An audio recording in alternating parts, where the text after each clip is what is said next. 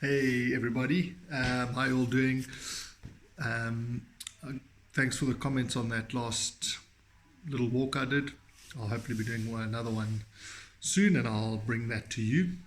Um, I'm just sitting here in front of the fire. It's raining outside. It's flipping cold, and I've just been thinking about, you know, obviously not being able to be in the bush and guiding people.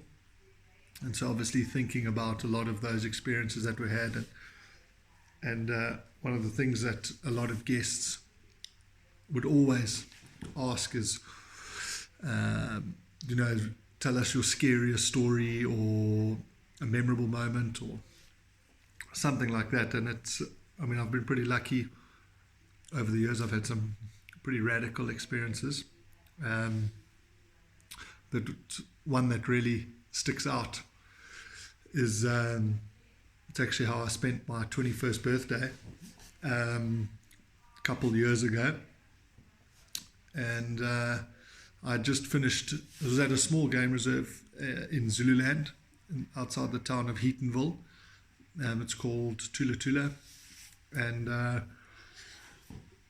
it was a flippin' cool place to guide. Because it was, I suppose, more like what the old school safari was like. And as the ranger, you did everything. You would do the game drive or the walk. You would do anti-poaching. You would be the mechanic. You would be the plumber, the electrician. So the hours were long, but it was flippin' radical. And I just got back from an evening patrol, so I'd done game drive, and then when guests having dinner, I'd gone on a anti-poaching patrol, and I was sort of climbing into bed. I think it was around midnight, and I got a call. One of the guests wanted to take a bath, and I was like, who the hell baths at midnight? But anyway, I said, okay, cool, let me go check. And I went to the room, turned the tap on, and I could just hear the air coming out. So no H2O in the whole system. And at that time, there was a herd of elephants that the owner of Tula Tula, Lawrence Anthony, they had actually rescued these elephants. And one of their favorite things to do was they would actually go and drink water out of the water tanks, the JoJo tanks, because that's obviously nice, clean water. And so they had broken the pipe somewhere between the water storage and the lodge. They had obviously broken the pipe. So I said to the lady, look, this is probably what's happened. And she absolutely dropped her chop, and she said, she wants to have a bath right now. So I said to her, okay, cool, I'll go and fix it. And I grabbed, it's such a great name, a big spanner. It's called a Bob John spanner, a spade, and then a pipe coupling so that I could go and find where these elephants had broken the pipe and fix it.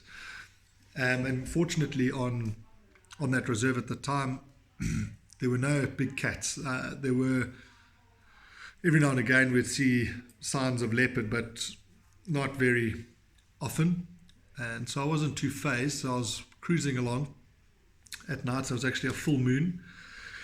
And where the water pipe went, it went up a hill. So you always want to have these water pipes higher than where you are, so you can get a bit of water pressure. And the pipe went, so the one side, there's a pipe obviously going straight up, and then there was a little patch of land where it was above the riverbed. And it was like a 4 or 5 meter drop into the river, so that was like a dead end. And then on this side was the back end of the elephant boma, or enclosure, that the elephants were released out of many years before, but the fence was still there. So it was a kind of a one in, one out, like in here, out there type of thing. And I was walking along, and I was pretty irritated that I was having to do this. on my birthday. If I wasn't doing that, I would have been sleeping. But anyway, I was still irritated that I had to do that. And walking along, cursing in my mind, I noticed up ahead of me that there was a herd of elephants, or a part of the herd. And I thought to myself, oh shit, that's okay, I can see them. Let me just go back down the path and just go back to the lodge and tell her that, look, I can't get there, the elephants are still there.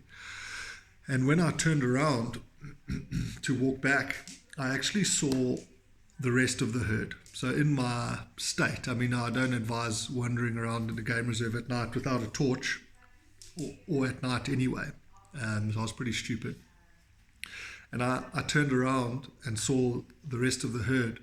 And instantly, I think I did a small poo in my pants. And I didn't know what to do, because obviously, like I said, there was a fence on this side, and on the other side was a big drop off into the riverbed, and not advisable to go and jump off of there in the dark.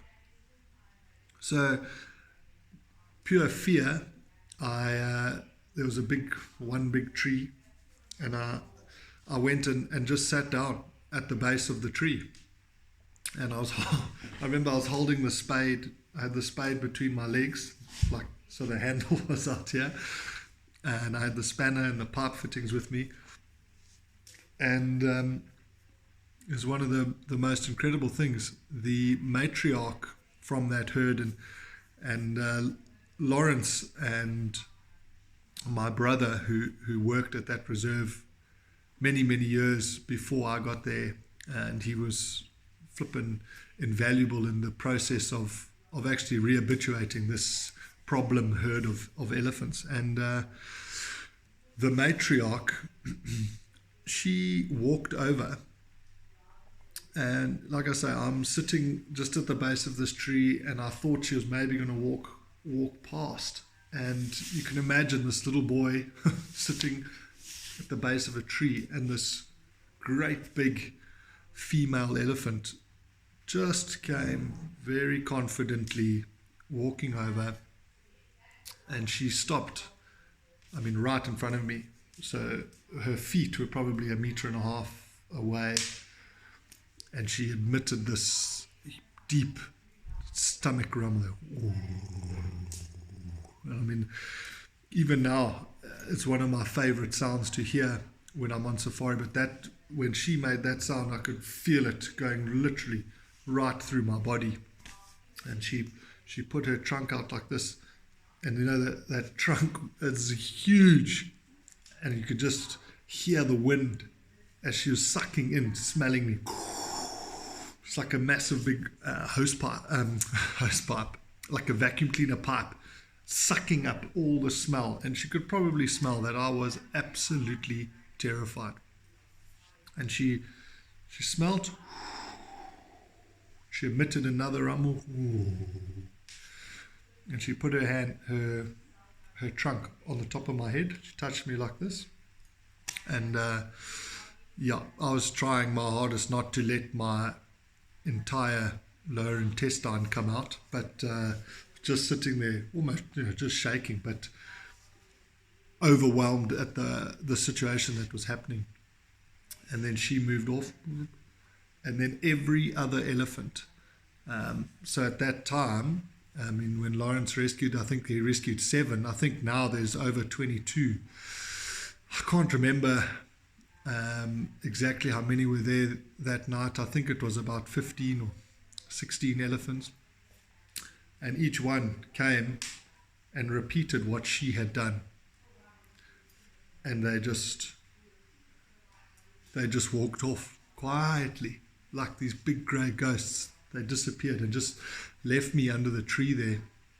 And so I remember, I didn't really know what to think or say or do, and I just sat there, almost like I was just empty. I had nothing. I think I sat there. It was probably It felt like an hour, but it was probably 5 or 10 minutes. And then I got up and carried on and fixed the water pipe and went back. And I mean, this whole thing had taken a while. I'd probably been sitting there, and from when I'd left the lady in her room, it'd probably been about 2 hours. And she was crapping all over me, saying how ridiculous that she had to wait this long. But I couldn't care less about what she was saying. She was just talking at me, and I just said, enjoy your bath. And I went off and went to bed and woke up in sort of 2 hours time for game drive. But that's one of the most memorable sort of experiences that I've had. And elephants are really incredible beasts, and I can't wait to be back on safari and experiencing how awesome they are. Big gentle giants.